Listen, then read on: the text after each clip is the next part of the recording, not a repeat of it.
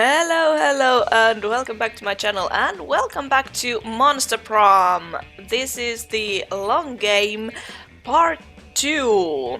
We are in week 4 morning, and we shall go to classroom. I haven't been there. That day, you listen to your elders and learn a valuable lesson. Sometimes, after all the monster nonsense that is and the dating gimmicks, you forget that attending class is supposed to be the primary activity at this high school. You gain +2 smarts. Yay! Later, you're sleeping peacefully until a noise wakes you up. The source of the noise seems to be Liam, whose face is the unliving embodiment of disgust itself. Oh crap. Oh boy, a test on vampire weaknesses? How original. Please list all known weaknesses of the vampire. You know, it's pretty problematic to teach everybody at school all the known ways to kill one specific minority.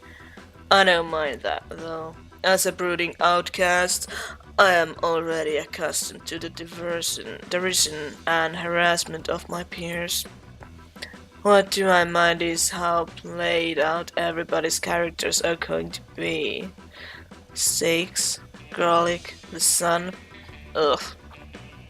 Van Helsing called. He wants his cliches back. I've got a good answer though. It's pretty obscure, you've probably never heard of it. Bet you can't even guess what it is. Ooh, a challenge. You give him your best guess. Global thermonuclear war, harmonica music. Yeah, harmonica music. Me? Weak against harmonica music? How ridiculous. And yet, I must confess I find it rather charming that you've mistaken my fine musical taste for a vampiric curse. In fact, most of mine you cannot sit on the mouse. My supposed vampiric weaknesses are simply a matter of taste. Crucifixes and holy water. I'm simply not a fan of organized religion. Garlic. Only if it's not organic and locally sourced. And it's not that a stake through the heart will necessarily kill me, it's just that most stakes aren't made with reclaimed lumber, which is terribly wasteful. I must confess to one weakness, however, a weakness for you. Ooh. Liam spends half the afternoon ironically listening to harmonica music with you to prove he's not allergic. You claim grain +2 creativity and +1 fun. And Liam likes me. Sure.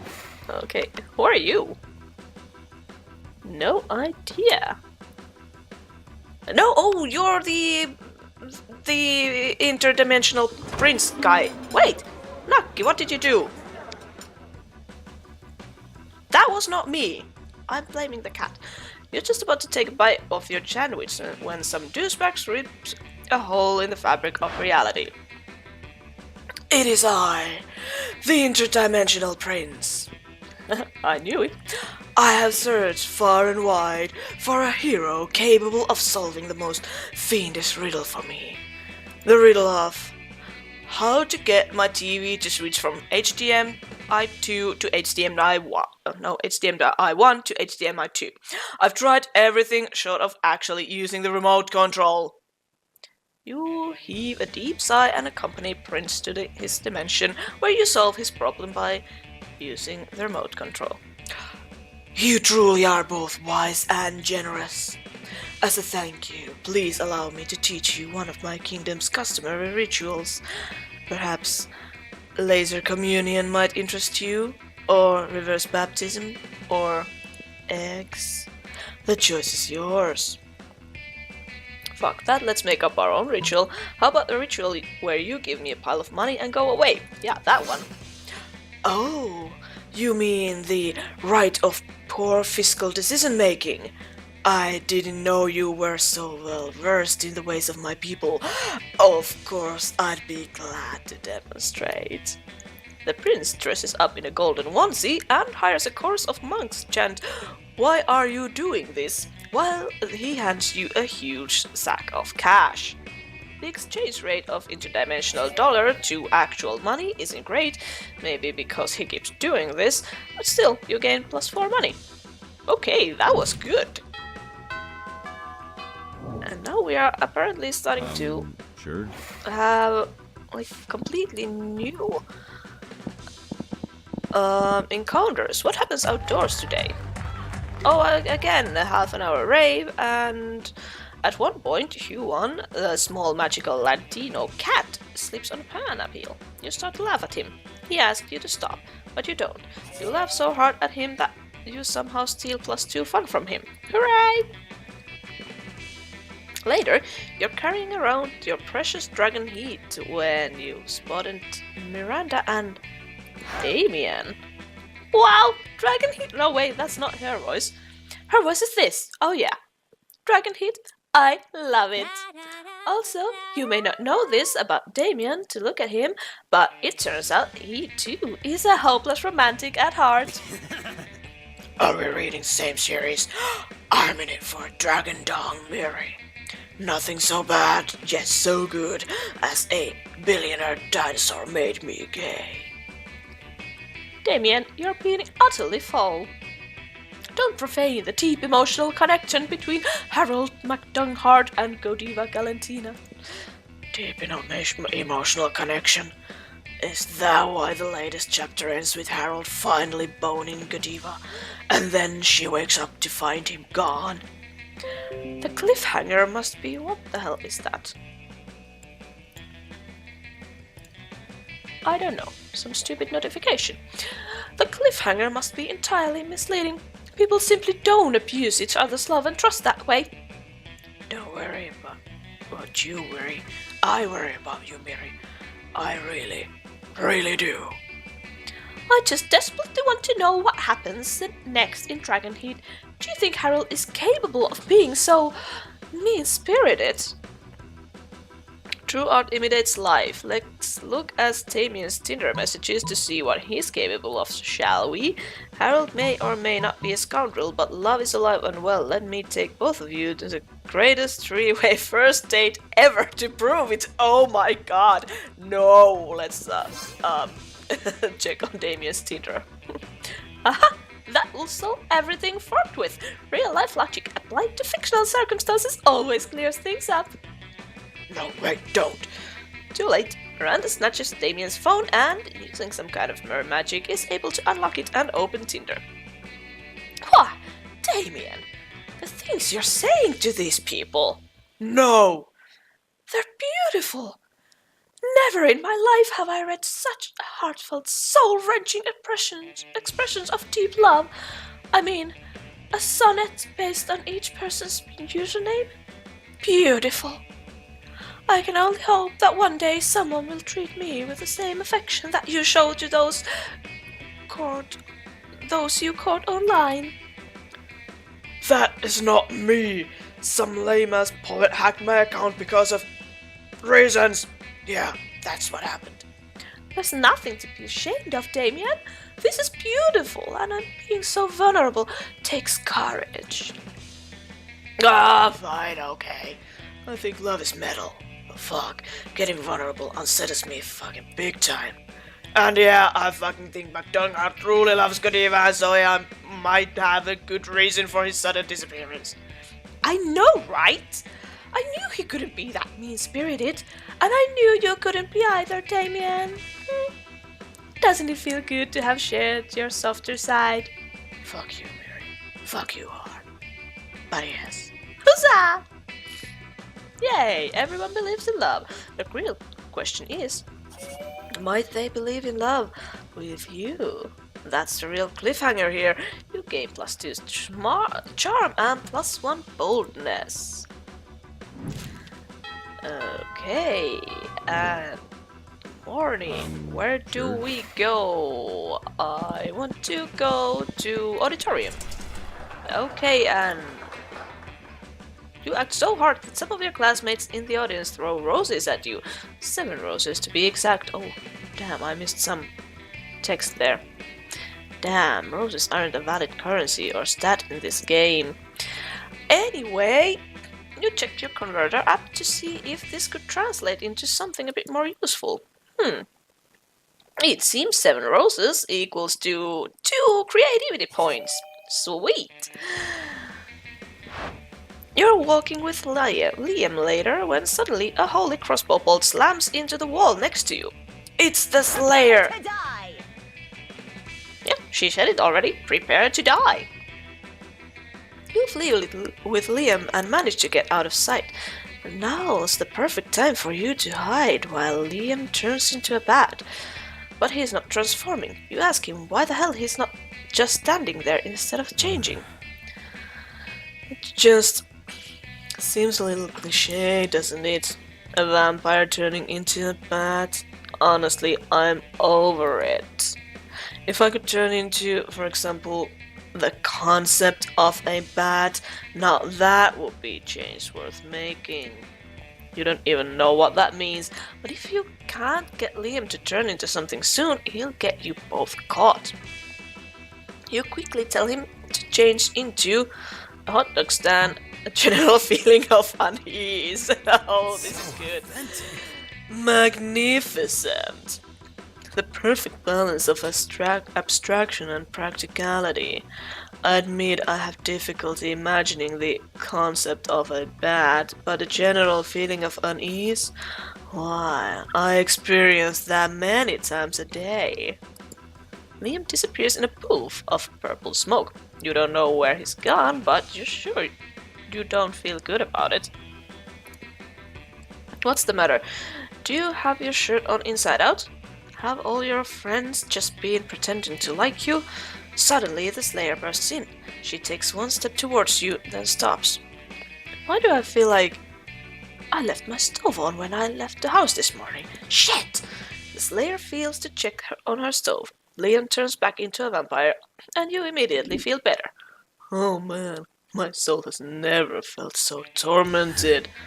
I'll have to do that more often.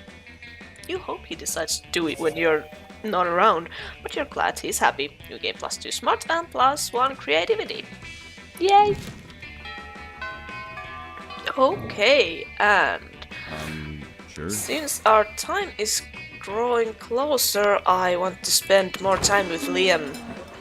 You find Damien brandishing his usual silverware, a hammer and a chisel, while Liam looks on in horror. You can't eat that. Watch me. First of all, it's made of one seamless piece of obsidian. So, it's low calorie? God, I love these guys. And second of all, it's lich silactory?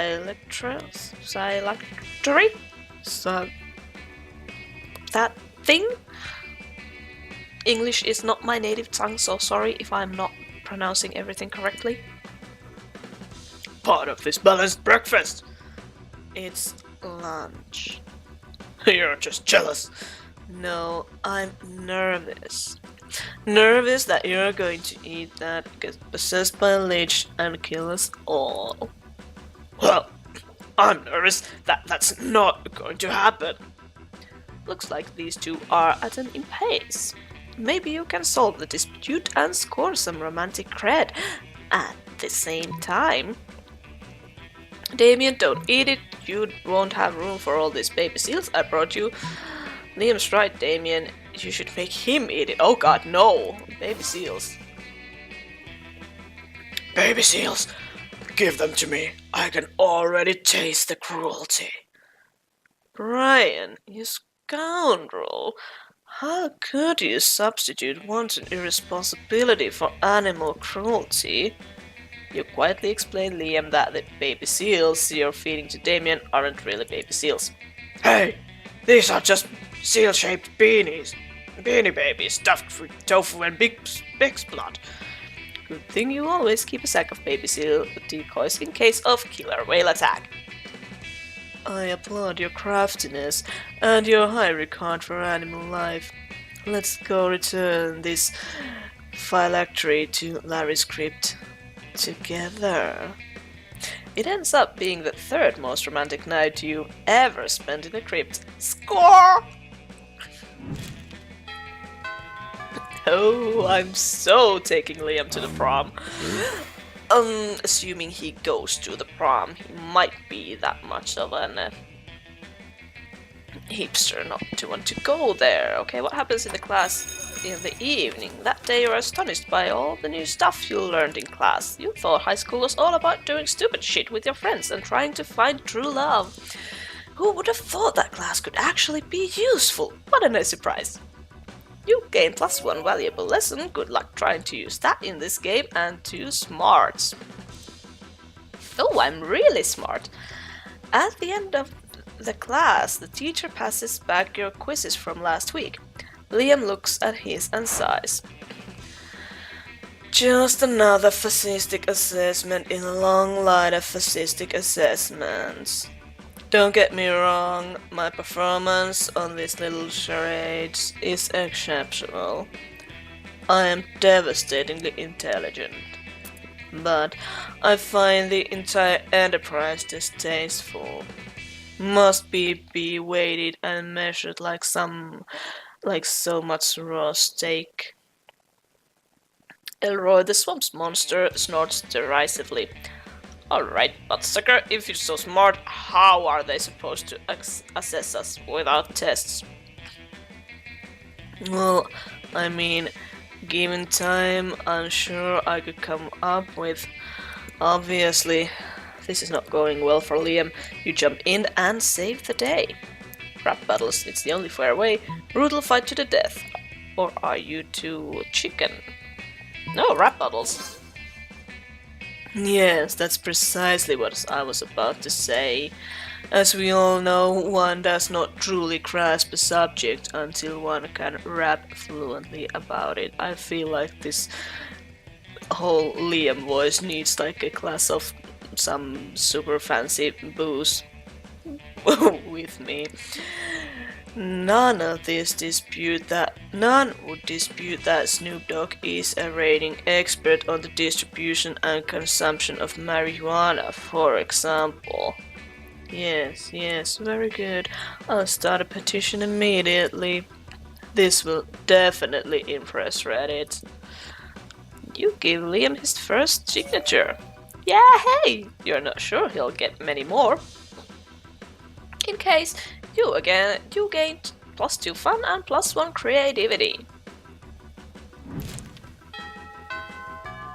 Oh, and we are Sure. coming to the end of this.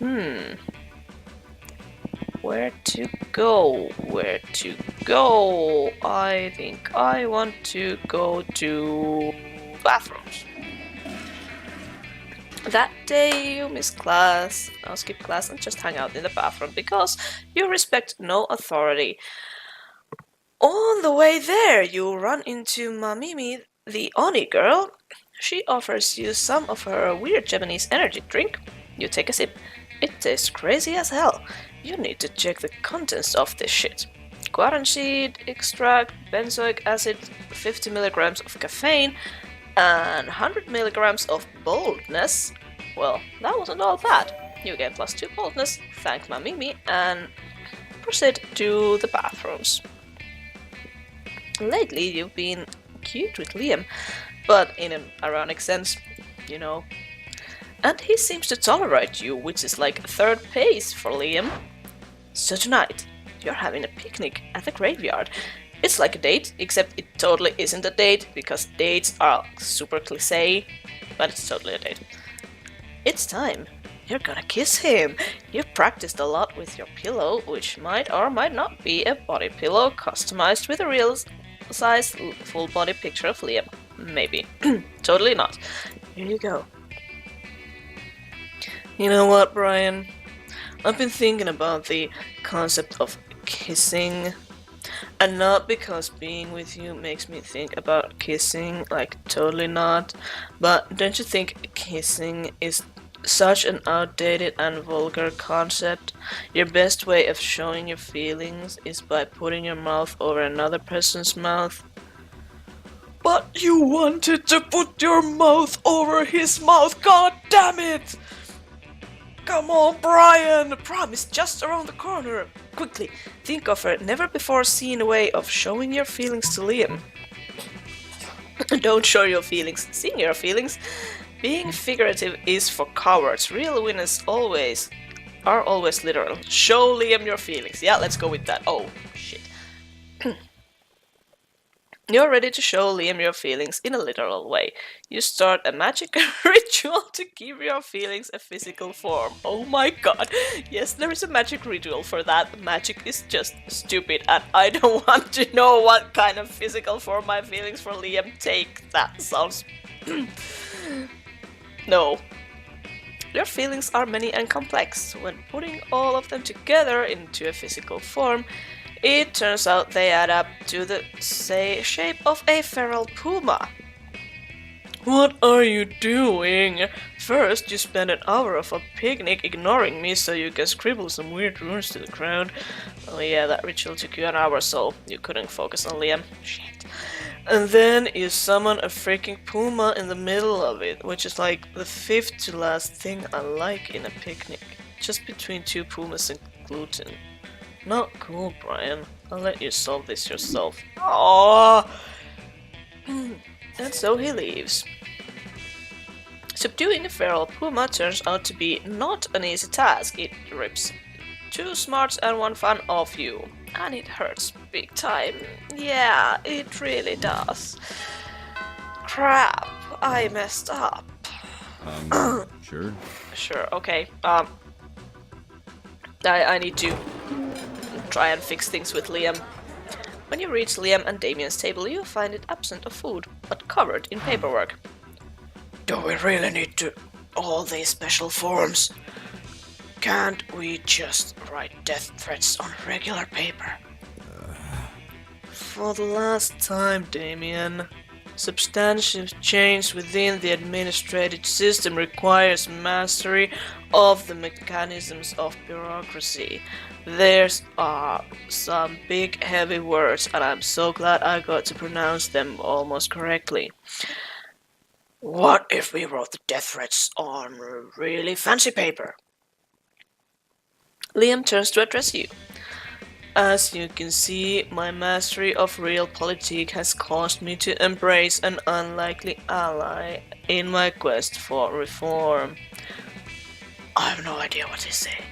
I just want the cafeteria food to stop being so fucking boring. You see, our interests are aligned. I do desire the menu less pedestrian. Sure. Either way, we're stuck on the last bit. We know we want the menu to change, but we don't know what to change it to. Yes, we have indeed encountered a culinary block. Perhaps you can suggest something appropriately artistic. White plate with a single sprig of parsley in the center, the essence of minimalism. Bowl of knives, the essence of knives. I think, yeah, Liam probably likes minimalism, so... That's it! That's it! So authentic. Don't you see, Damien? It's a bold commentary on the emptiness of consumption. Really? It sounds like a plate with a leaf in it. Oh, you'll never understand. But like, why even have a leaf on a plate if you're trying to be so minimalistic? My god, you're right. Why even have a plate? Why have anything at all? That's it. Our new menu item. Nothing. The school receives Liam's petition. From now on, the lunch line will include one empty tray. A great victory for artistic expression. Yay! Oh dear. This is the last chance. Oh, where do we go? Class, library, gym, outdoors.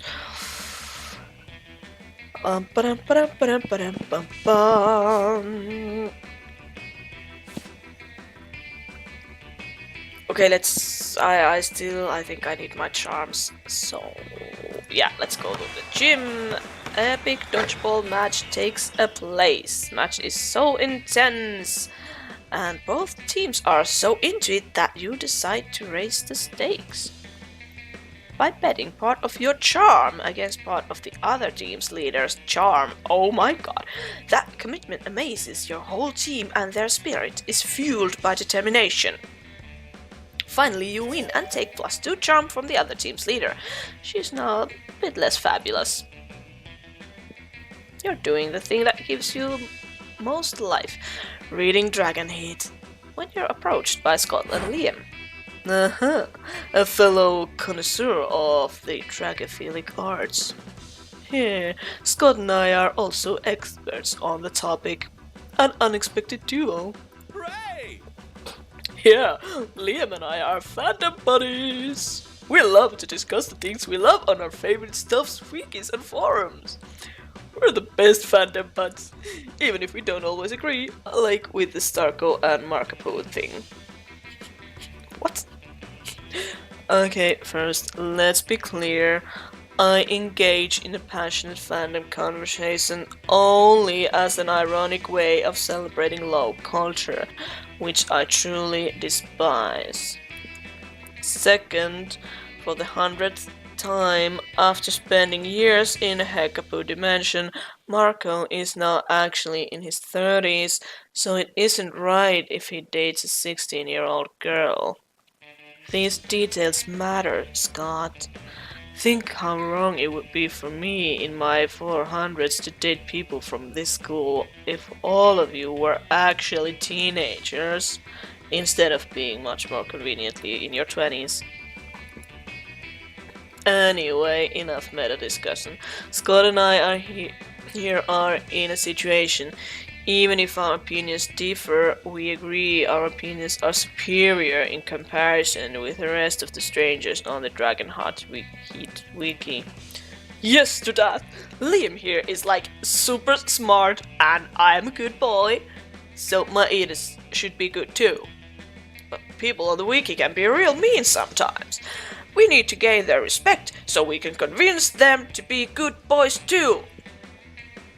Scott is right. We need to somehow earn the role of moderator so we can show all those lesser beings who's boss when it comes to the Dragon Heat fandom. But how? I'm sure you'll give us an absurd yet effective idea for a solution. Hey! Don't skip my dialogues, miss. Let's ask them nicely if they can stop behaving like internet trolls and instead start respecting your opinions. Let's write a powerful fanfic set on the Dragon Heat wiki where you're depicted as the coolest users and should be respected. Oh, that one. Ah, yes, let's fight wielding arts as our weapons. Yeah, weapons are fun. Liam opens a new document on his laptop. So, let's see. We should create a very nuanced piece of fiction. What about if the three of us and the 34,927 users of the Dragonheart Wiki community here, co-workers at the bookshop? We're co-workers at the bookshop. Delightfully disruptive, Scott. Keep going. Okay. So we're all mean to each other like in real life, except the town's mayor is visiting the bookshop next month and it turns out that we're breaking the law because in this universe people can't work in bookshops if they're single and we're all single. Not good. Oh, the weight of the conflict. I can even feel it in my fingertips. Amazing. Don't stop. Then we all fake that we're married together, like the 34,930 of us. Smartly unexpected, an astute facade. The tension is overwhelming. Faking a marriage, we all learn more about each other. Then Mayor comes and he's happy and everyone is happy until a really bad blizzard comes to town, trapping everyone in the bookshop. Woohoo! Monster kind versus nature, the oldest of rivalries. So, Liam, who's like super smart, says, "Hi, I'm Liam the vampire. We should all snuggle together to get warm." Desperate situations call for desperate measures. Yes, yes. Then the blizzard goes away, and everyone's happy and has to learn to respect each other thanks to snuggling together, and they all say, "We're saved! Hooray to Liam for being smart! Hooray to Scott for being such a good boy! And hooray to Brian for proposing the creation of this nice fanfic!" A very meta final touch, Scott. Okay, a masterpiece has been born. Let's post it on the wiki so it's deservedly immortalized. Some hours later, the users of Dragon Heat Wiki start to comment about how moving your fanfic is, how they've met their inner feelings thanks to it, and how they're now capable of acknowledging your leadership skills. And so they make the three of you moderators. Yay! Art truly opens people's minds, Scott. I must admit, we've done a true fanfic a trois. Hooray! Oh, fanfic a trois. Ooh la la, you've truly impressed these two, you sexy creative motherfucker. You gain +2 charm and +1 creativity. Okay, the Monster Prom is here, and who will you ask? I will ask Liam. Yes, come on. Sure. Oh, the heartbeat. You finally pluck up your courage and ask your beloved to go to the Monster Prom with you. Oh, I see. You mean like going ironically, right? How smart of you. Yeah, I can totally see it. Let's go to prom together, but as a way of internally mocking all those hollow phonies, even if we're doing literally the same thing they're doing. Genius. Yay! You and Liam spent the night discussing obscure 70s TV shows and Hungarian literature. You both laughed a lot, and for once Liam seemed to genuinely enjoy himself without the need of posing or judging other people. You noticed his hand gently touching yours, and you know Liam well enough to know it wasn't accidental. Maybe falling in love isn't for posers after all. Ooh!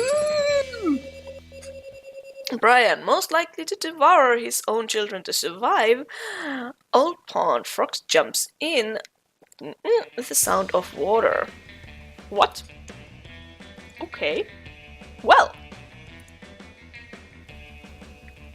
And here we are.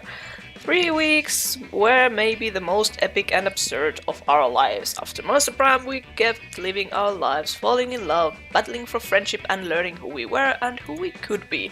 And you know what? As it always does, life happened and it was wonderful. Liam and Scott co-wrote a cheesy and weird fanfic of two lights that became unexpectedly popular to the point it turned into a well-known novel of its own. Half of the characters are shirtless. For all the right reasons. Miranda started a non-profit to help countries without monarchy, because all countries have the right to be graciously ruled by the Mer Kingdom. Yeah?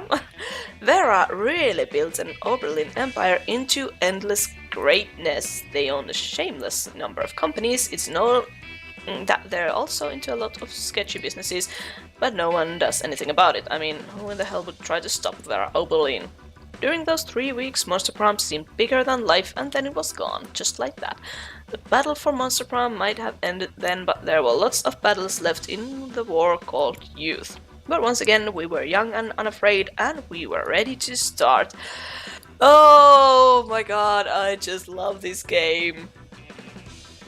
And yeah, the longer version was also very exciting, and there was like more encounters, more events happening. I really like this. I really like this, and I will be playing this a lot more on my own time. If you want me to play more of this on the channel, try to get more endings, more outcomes, and you know, try to woo them all, please let me know down in the comments. But I think that after this one I will be doing something else here. But yeah, if you want to see more of me playing this game, just let me know. Thank you so much for watching this episode. If you liked it, let me know. I hope you have a great day, and I'll see you again next time.